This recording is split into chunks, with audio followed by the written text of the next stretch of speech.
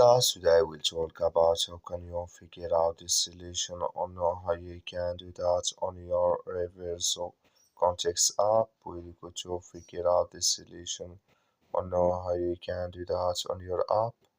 So you just follow this ways, then it's going to work with you.